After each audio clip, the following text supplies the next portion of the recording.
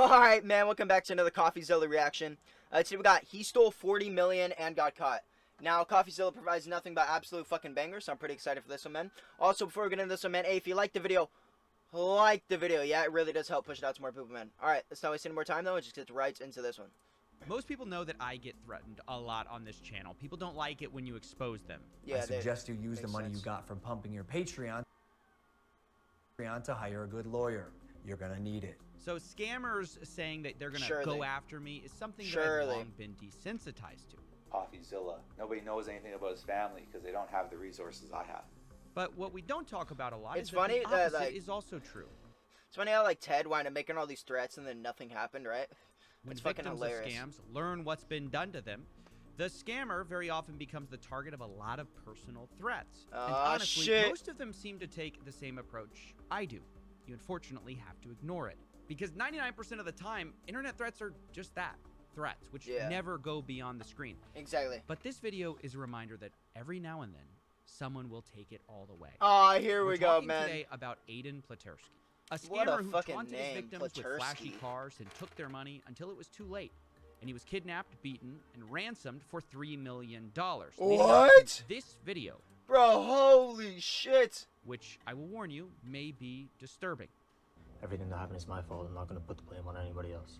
I'm not going to try to put the blame on anybody else. I feel humiliated. I feel disgusted in my actions. I feel disgusted in what I did. After 2021, I feel like a lot of it was legal. All these guys that are owed the money, I'm going to do what I can do to make it right. I'm going to call each and every one of you individually. What you just saw is a man who used to be called the Crypto King by Forbes.com, who took in $40 million via a Ponzi scheme and never repaid his victims. In this video, he appears I've never heard about this. To be apologizing for those actions, but now that he's free, he says he had no choice. Now, we first learned about the kidnapping back in March when Aiden Pleterski's father claimed that Aiden was kidnapped. MGK. But many people, including myself, why is MGK didn't hanging really around know what to make of these claims. What the fuck's fucking Kels hanging around with bum-ass motherfuckers like that? Just because no evidence existed besides an interview, which was filed in court. The father says that his son was taken. They basically held him for approximately 3 days, drove him around to various parts of southern Ontario, beat him, tortured him, allowed him to make specific phone calls. Approximately 2 or 3 days later, he was released with the threat that he needed to come up with some money fast. Specifically, $3 million. But this week we found out that this kidnapping was he's worth 40 million, so he should just have that in his back pocket, right? Much real. And that 5 men were arrested and charged with kidnapping. And we know that allegedly one of the kidnappers, Akil Haywood, actually knew Aiden quite well because he invested with him. Court records show Haywood lost more than $700,000 investing with Pleterski, and in another twist, he was appointed as an inspector in Pleterski's bankruptcy proceedings. That's right. One of the kidnappers was one of Pleterski's victims, who presumably watched him post luxury cars and private jets to social media until he had had enough. And as one of the bankruptcy inspectors, he had access to special kinds of information about Pleterski, possibly including the fact that some of the trustees thought Pleterski was hiding assets. Do you believe that he's hiding assets from you? I have reason to believe that he is still hiding assets, yes. So Haywood likely knew Pleterski wasn't sharing everything, and likely knew other people in the case were hiding information too, like Colin Murphy, one of the fundraisers for this Ponzi scheme. Dude, why do they all look like fucking douchebags? They all look like this guy looks like a fucking absolute dirtbag, bro. Just look at him. Look at how he's looking, bro. The fuck? In January, he wiped his phone of all the data which he was asked for. And he had a very bad explanation for why. Oh, yeah? You wiped your phone before, you know, Look at knowing this nothing guy, needed dude. What was on it. I keep super sensitive stuff on there with my girlfriend. And it's funny because this Norman Group guy, he's saying, oh, I'm hiding this information and blah, blah, blah, blah. And he doesn't realize that I've been keeping stuff to give to somebody. I just didn't know if he was the right person.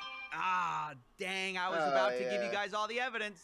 I was trying to get it to you, and then I swiped my phone for no reason. Yeah. No, this wasn't no reason. It was the super sensitive stuff that he has with his girlfriend on there, bro. Super sensitive. You can't let that get out, man. this may be one of the most transparent. Everyone would know that about his fetishes then, and that can't happen. That would be the beginning of the end for him. Ways to hide evidence, wipe it before and go, I had a girlfriend, guys. Can't hold me accountable. And my point is, these details suggest that Haywood might have believed that Platursky was hiding assets that he could get that the court simply couldn't. Although it's worth saying, I'm definitely not defending what Haywood did, kidnapping him, because not only is it completely wrong, it quickly came out that Haywood isn't some misguided vigilante for justice or something. Given what he did next, he's he a seems scamager about too. as horrible. He's probably a Haywood is also scamager charged too, with right? threatening an official from Grant Thornton, who's overseeing the proceedings for $2 million in cryptocurrency. The accounting firm said Haywood resigned as an inspector.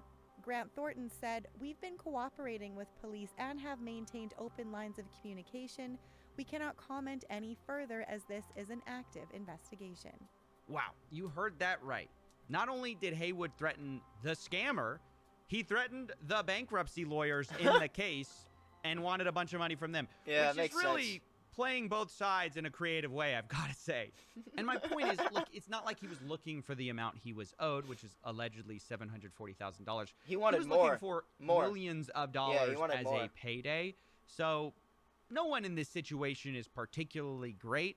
And of course, since then, him and his co-conspirators now face kidnapping charges. But what I do find very confusing... Kidnapping charges? That's pretty serious, man. Is that all of the crimes being passed around here like a game of hot potato, the one person not being criminally charged in this situation it's gonna be the first guy. Aiden Platursky I knew it, himself, dude. the I knew original it was gonna be scammer the in this fucking whole first guy. situation that started this all. He lied to all those people, said he was this great cryptocurrency forex trader, allegedly stole tens of millions of dollars, spent most of it on cars, private jets, and expensive houses, and he's not being charged? Like, yeah, he got away with it. I'm so surprised by this. That's this wild. This case is very reminiscent of another story that we've just recently did with Ted Safranco, who promised these amazing forex trades but just ran a big Ponzi instead. And really not true. only am I surprised by this, if you haven't watched that one, go watch that one, dude. That 3-part series is fucking amazing, man. That's probably one of my favorite. Besides the Logan Paul CryptoZoo scam, that's probably my second favorite, honestly. Size of these Ponzi schemes. And that Platursky did something very similar. He invested only 2% of the $40 million he took in. But I'm also surprised by how blatant of a fraud this is. And incidentally, the similarities don't stop there with our last story. Remember, Ted Safranco claimed he was also attacked by would-be creditors.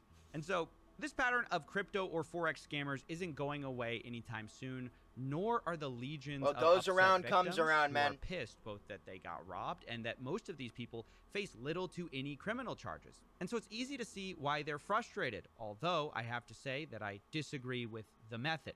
Kidnapping someone who scammed you and ransoming them for money in some kind of way to go about scammer Uno reverse card is not a good idea. No. And getting an apology from them when they... No, it's not really a good idea, no.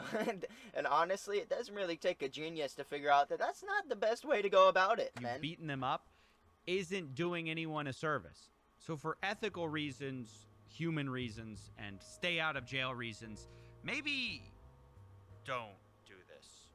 Don't do it. Sounded a little half-hearted, Coffee. What's next? Please drink responsibly? I don't know. I constantly get threats, so I sympathize with the guy. And don't do it is the right answer, but I don't know. But what? Well, I don't know. I get it, I guess. I mean, it's wrong, but I get it. But it's clearly wrong. And look, Haywood sucks. But I get wanting to screw the guy who screwed you. But I can't say that because it is wrong and the impulse is wrong. And I didn't want to put this in, but like this Aiden guy is horrible. I went to his Instagram to reach out for comment and I saw what he's posting. It's all, you know, supercars, private jets. It's a middle finger to all the victims. And if I lost money to that guy, I'd be pissed too. Wow, Coffee. You got an edge. I didn't think you had it in you.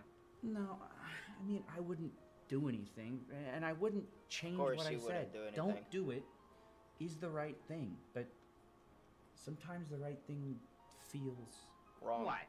Hopeless? Inadequate? Sisyphean?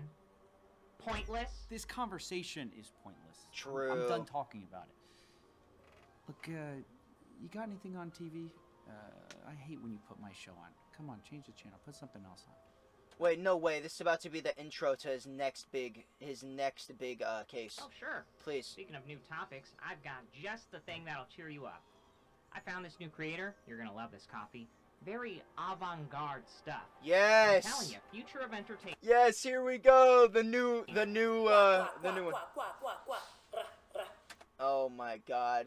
Why? Why is this everywhere? Gang, gang. Gang, gang. Ice cream so good. Balloon. Pretty great, huh? Oh, thank you, sir. What is the noise again? Quack, quack, quack, quack, quack, quack, quack.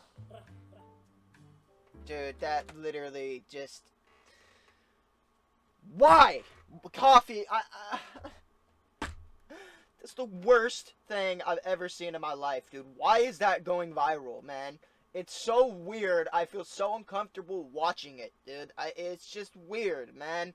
It just makes me feel fucking weird, dude. Like, well, other than the weird-ass motherfucking robot bitch at the end, that was a great motherfucking video. Yo, hey, make sure to go subscribe to Coffeezilla if you haven't already, man. Goddamn, bro, goddamn. Yo, he's about to hit 3 million. That's far. That's far. Hey, yo, if you liked the video, subscribe if you're new, and I'll catch you next time, man. Deuces.